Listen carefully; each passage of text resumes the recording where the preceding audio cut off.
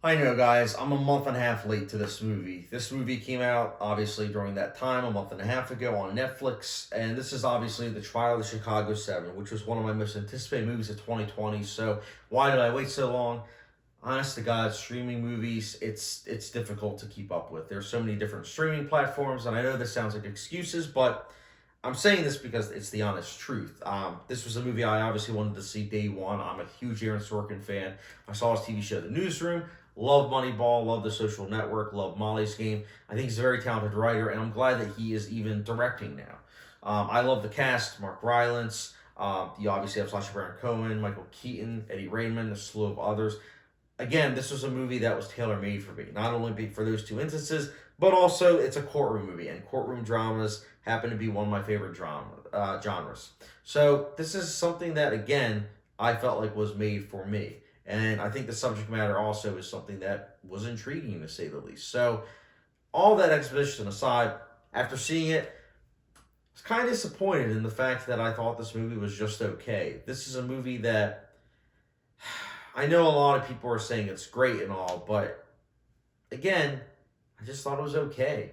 I'll get into the positives and negatives now. First and foremost, with the positives, I think that this movie has great acting. It really does. I think all the performances across the board give it their all. Essentially, each actor is trying to outmaneuver slash outact each other, and it's a sight to behold. There are especially many instances where Aaron Sorkin's dialogue fits perfectly with the actors, and it really kind of just vibes out. And it's really good stuff, honestly, when you're watching it on screen. Very investing during certain points of the movie. Production design is also top notch. Really gives you a feel of being in the time period. Cinematography, not amazing, but it gets the job done. It's definitely solid stuff. It's not something that I thought was terrible. It's just nothing special, but it definitely is rock solid. I also thought that certain scenes that took place in the courtroom setting were good, particularly the first courtroom scene and then the last one. I thought those two were pretty good stuff. But unfortunately, a lot of other stuff I was just either very middle of the road or I just wasn't a fan of. In terms of middle of the road, I felt middle of the road in terms of the pacing. I thought it was a bit disjointed at times. It wasn't flowing naturally the way I was hoping. And I think that's because with the momentum of the events of the first act, going into that second act, the momentum kind of drops. And then it has to pick itself up with that third act. Which, again, it seems to be something that does happen to a lot of movies, or at least in my opinion.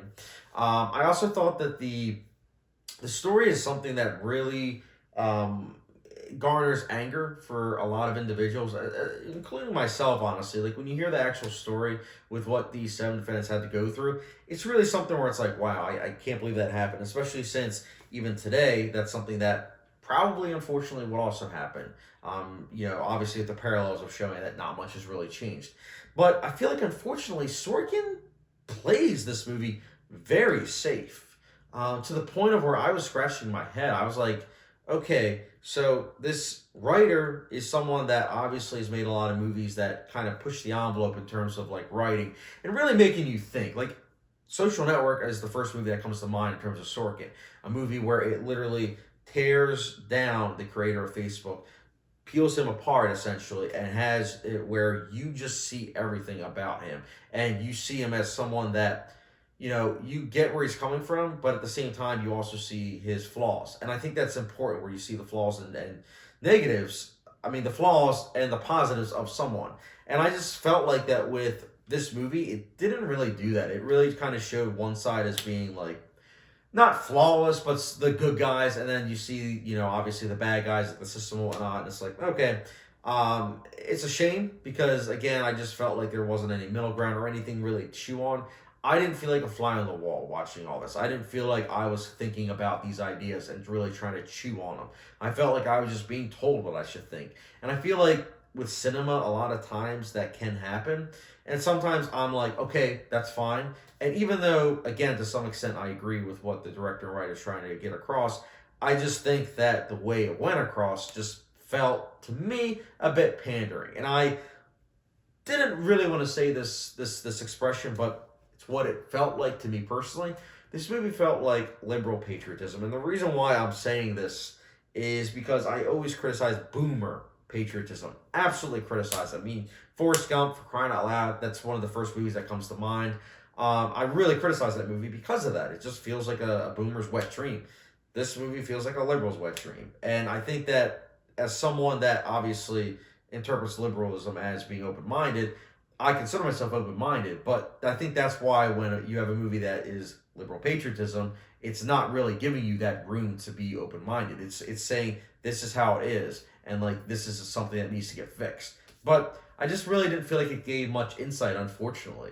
And I get it; it's not a history book, but I didn't really get that much out of it, other than system's corrupt. It's like, okay, I get that. I've seen many other movies that have done this better. Okay, and I think again, it just kind of comes down to that. It's not a bad movie. It's just very traditional in those senses, which again, it shouldn't be. Characters also just kind of felt very two dimensional. There wasn't really anyone that felt like was really fleshed out to where I was like, okay, you feel like someone that is fully organic, fully 100%, like, wow, like great art.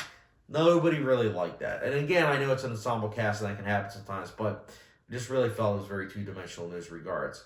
Also, and I hate to say this, but I forgot to mention in terms of positives, I forgot to mention, although again, I think that the movie could have used more gray, I do think that the themes are still interesting to say the least.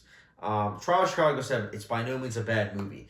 It's just a movie that I think should have pushed the envelope. It should have made you think more than just surface level based ideologies. And that is something that is really a shame. It's well acted. It has some pretty good dialogue sequences, especially during the courtroom scenes. But for the most part, it's a movie that probably not going to remember in a day from now. And that is a sin in my book for an Aaron Sorkin movie. But nonetheless, I will still be generous and I will be giving The Trial of Chicago 7 a 3 out of 5 star rating, which for those like a hot sauce rating, it's the good old Frank's Red Hot Sauce. So, not a bad movie. It's just okay.